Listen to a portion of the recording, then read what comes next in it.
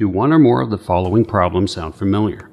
Your phone or device has suddenly stopped charging even though it's plugged in, or your charge cord is loose, or your charge cord has started falling out of your device, or your phone or device is not syncing up properly with other devices that it is plugged into. If this sounds familiar, then please keep watching.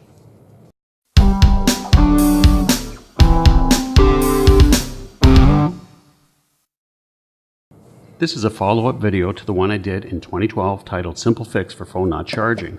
But in this video, I use a new method that requires basically only one tool, that being a pair of scissors. This video demonstrates a procedure which could still cause damage to any device if it is not done properly.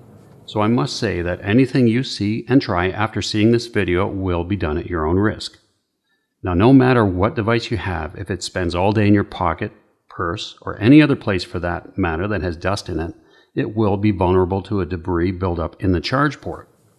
This buildup can happen sometimes rather quickly and almost always leads to the problems mentioned earlier. What you'll need to fix this is just a pair of scissors and some thin, rigid plastic packaging like this from something you've bought in the past. The plastic can be thinner but must be no thicker than this wall on your charge port connector. Look closely. If you try using anything thicker, then you will damage your charge port, so be careful. Now take your packaging and cut a piece off that's about 1/2 inch wide by 1.5 inches long. For those of you in the metric world, that is approximately 1.25 centimeters wide by 4 centimeters long.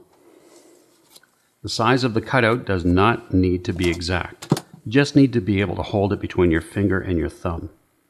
If you don't have any way to measure, then use the width of a standard USB connector for the width, and the prongs on a standard fork to get your measurement for the length. Cut the plastic so it has a shape that looks something like this. You don't need to make it exactly like mine. You can cut out a shape of your own liking if it suits you better. This one works well for me though. As I said, the size is not critical, but the thickness of the material is.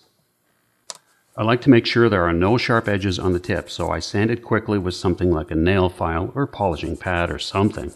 This I do just for good measure. Now hold your device up like this so the light is shining from behind you.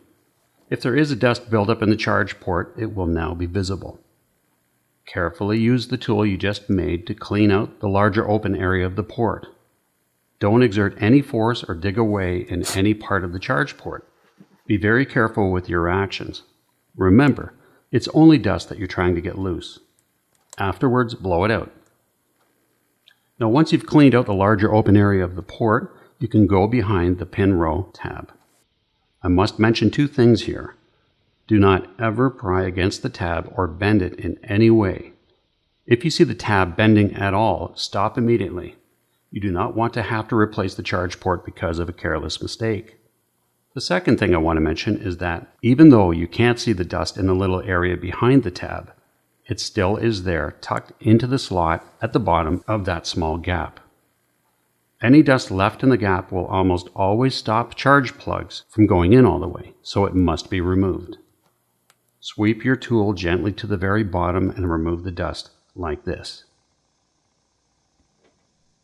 You will see the dust coming out beside the tab when you do this. Now blow out your device and look inside again. If no more dust comes out, you are done. You can plug in your charge cord and everything will work fine once again. Now for a few tips. You might ask, will this work in my phone or device? The answer is yes. Any style charge port that is open to its dusty environment, for example, micro USB, mini USB, Apple, Bluetooth devices, or anything else will be vulnerable to a dust buildup. You can also make this tool any shape you want to fit future style charge ports. You might also ask, do I have to remove my battery for this? The answer is no. This homemade tool is made of electrically non-conductive plastic. Static discharge will not be a concern either, as this homemade tool will be so small that it will not hold any substantial static charge near its tip. Will a can of compressed air work? Or can I use a vacuum instead? The answer is yes and no. Both will work in the larger open area of the port, but both will usually not work in the thin gap I showed you in the video. For me, I've always had to sweep the debris out manually from that area. So that's all I have to show for this one. If you think this video could help someone, please share it. Until next time, please check out my other videos, and as always, thanks for watching.